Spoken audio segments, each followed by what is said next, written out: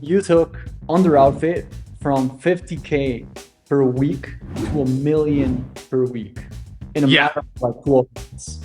How the hell did you do that? I think like if the idea is like, well, what is the secret sauce to do it? Like, I don't know that there's a one single best thing that made it happen. But I will say, like, if I had to focus on three primary things. The first one was focusing on what made the business work. I think most people try like, oh, I can make money here, I can make money here, I can make money here. And they look back and like, oh, I'm making a nickel on a dollar here, I'm making a dime here, I'm making a quarter over there, but I'm making money everywhere. I should just keep doing it. But really, like, if you can make a quarter or you can make a nickel, every time you make a nickel, it costs you 20 cents. Not only that, but like in Facebook, where it's a machine learning environment, where the machine is learning how to do a job, if you focus all of that effort on doing one job really well, it's going to get better and better at it. Just like, you know, if you're a barista and you're making lattes and mocha frappes or whatever, and then someone's like, oh, also now you have to make sandwiches. Like, you're not going to be good at both, right? And so my point to that is find out what you can do best, find out what's best for your business, and then ultimately make the machine focus on learning how to do that job as best as you can. So really the first step of that was figuring out what was the best offer for the business model. It wasn't the highest AOV. It wasn't the product with the best LTV right away. It wasn't the product, like, there's so many things that people say this is the product you should focus on. What we did was we took a look at it and said, this is the product I can afford to get a lot of sales on a day. So the CPA was low enough for us to get a decent volume, because every transaction is a new data point that makes you better. And this is a product where more likely than most other products, when somebody buys this, they're going to buy again. And not only that, we have a good idea of when they're likely to buy that second time. And I think there's a very common thread of selfish myopathy, looking at the way you look at business results inside of your Facebook ad account or performance marketer, where you look at, well, what's my ROAS? How much money to make on the money I spent today? But that doesn't matter. Business isn't about day-to-day profits. Business is about future cash flow at a profit. You can't scale a brand in 30, 45, 60, 90, 120 days if you only make money once. Because if you don't know where the next money's coming from, you're going to live and die by how you did every day. You're a salesperson. You're not a business. And there's a big difference between like having a product and having a brand, right? Between being a salesperson making one transaction versus having a business where you create customer journeys. And so when we focused on, this is the item that has, for what it's worth, not the best AOV and not the cheapest to sell, but really solid. And we can get a lot of volume on it. And we know that this is more likely than other things to lead to second and third purchases. And that way we knew that what we call PSM, lifetime value divided by the sum of CPA and COGS times frequency of purchases. Like, we know if somebody buys this, we know what the future cash flow looks like. Which means when you're spending money on Facebook ads, what you're doing is you're amplifying a business model. If that business model says, I know how much money I'm going to get today and how much money I'm going to get in 30 days, 45 days, 90 days, whatever it happens to be, well, now I can evaluate what I'm spending today based on the future value of that money, if that makes sense. So it's not I spent $1 and I made $1.25. It's I spent $1, and in the next 30 to 45 days, I'm going to get this money here, and maybe this money here. Now I can start to plan for future costs. I can start to plan for inventory. And when I focus the machine on doing just that job, it's going to get better at it. So I'm going to reach higher quality people more often for lower price. And more importantly, I can start to work on the business model around that offer to improve the second purchase rate, to improve the LTV, to improve the AOV, so that like my landing page tests continue to compound in value. My email flows continue to compound in value as I test them. My one-click upsells, all my offer construction, I can say, this is how I make money. I'm going to make this thing work better. I have other things that I sell, but this is what I'm spending my money on to grow the business, because I know with greater certainty than anything else how this is going to impact my bank account in the future. So that was a big shift. And to be fair, like the business wasn't that old when I came on board. I don't think there was a focus on that. And I also don't think there's enough volume to know what that looked like. Like if you're in business for 3 months, 6 months, you might not know what a 9-month cash flow projection looks like because you literally haven't been in business for that long. But I think that was point number one, was really figuring out if we're going to spend money to make money, what is the single best investment we can make so that we can start to centralize all of our efforts around that?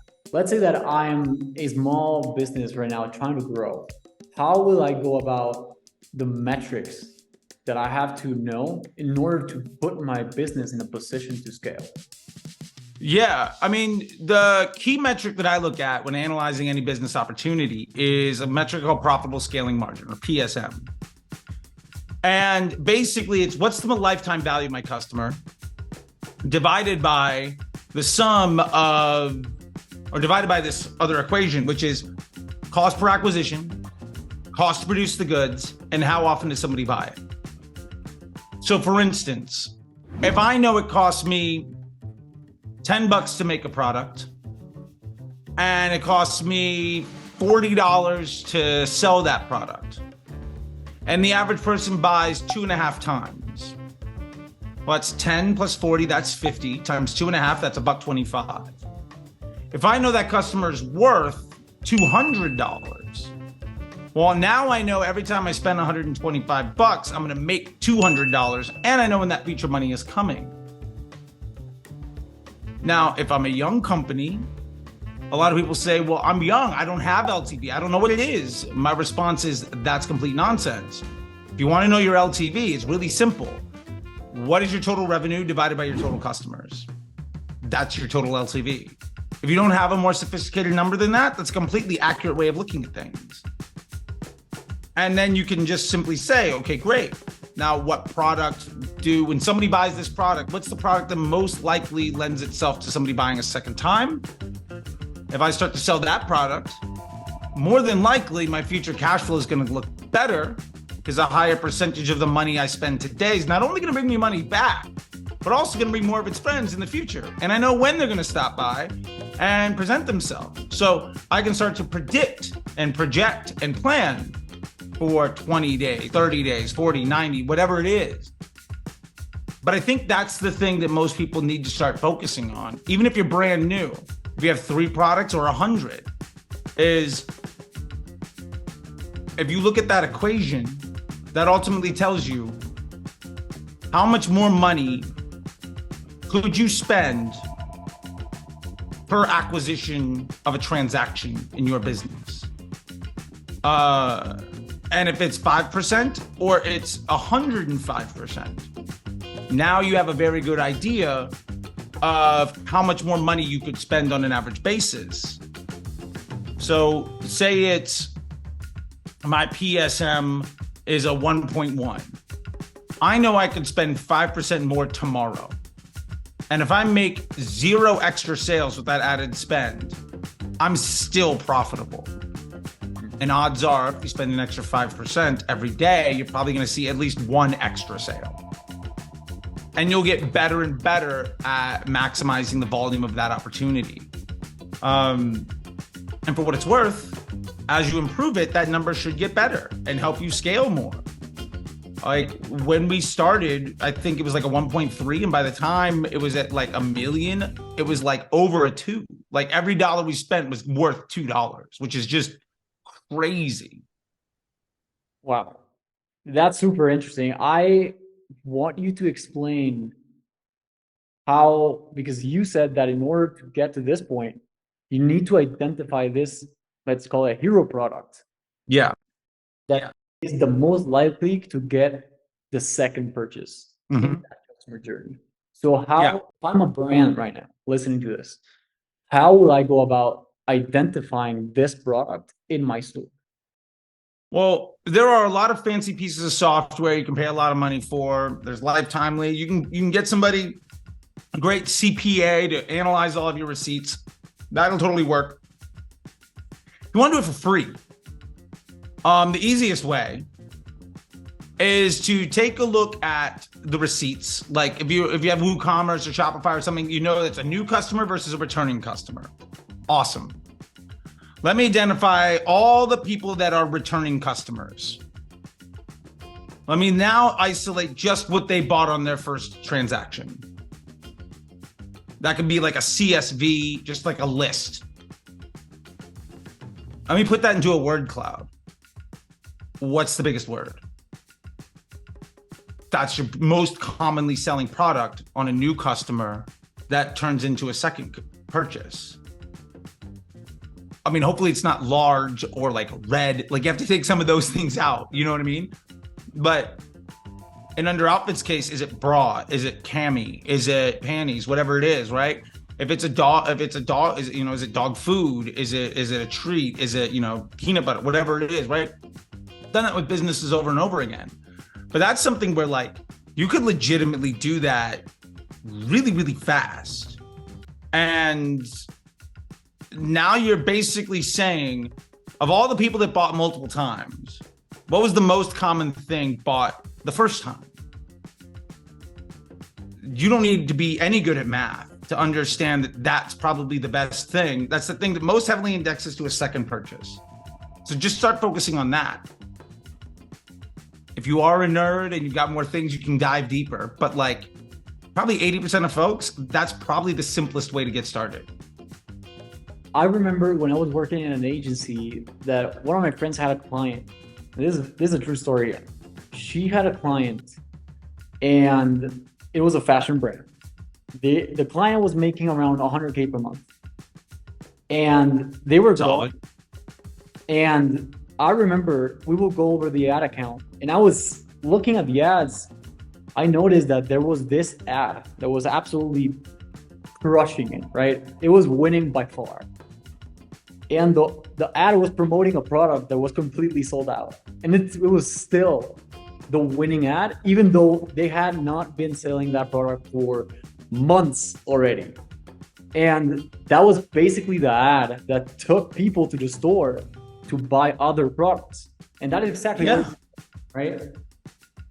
Oh, no, I love that. Like, I mean, I've run a Black Friday ad up until like March or May. Like, if it works, who cares? Like, what is advertising? And I feel like this is a question most people get wrong. Advertising is ultimately buying or earning attention that you can predictably monetize. Like, that's advertising. So this product sold out, but you're now in my store. Great. If I'm making money, who cares? Like there's a typo. I don't care. We're sold out of it. Don't care. We stopped selling it 3 years ago. I don't care. Are we making money? Awesome. Let's solve another problem.